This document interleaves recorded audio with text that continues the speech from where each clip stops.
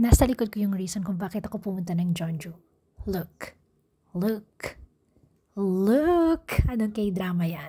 Tada! Tasteful Yours! Meron dito sa Netflix. Ito yung Gukbap restaurant kung saan nagtrabaho si Jin Myung-suk for 15 years.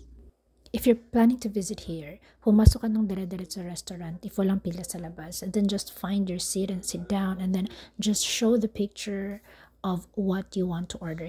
They're famous for their bean sprouts soup. Pero grabe yung locals dito. Ang bilis nilang kumain. Ako pumasok pa ng 10 a.m. Lumabas ako siguro mga 11:30 na. Like, ang hirap yung ubusin yung gabi. Tinry ko rin hanapin kung baka andito din yung garahe. Diba sa likod lang yun ng restaurant kung saan nakulong si Shin Chun-sung. Ito ba yun? Kamukha ba sila? Hinanap ko rin yung alley kung saan makikita yung Jongjae restaurant. Of course! Ano pa ba? Sinunod ko yung address nung nakita ko sa TikTok. And I think tama nga siya. Ito nga yung Jongjae restaurant. Pero hindi siya restaurant in real life ha. Tapos ito nga yung sa tapat niya. So I think ito na talaga yung alley kasi may poster siya ng Tastefully Yours. Yung Nambu Market kung saan sila bumibili ng ingredients. Hindi ko napuntahan today. But let's see. Kung hindi ako tama rin bukas. But I doubt.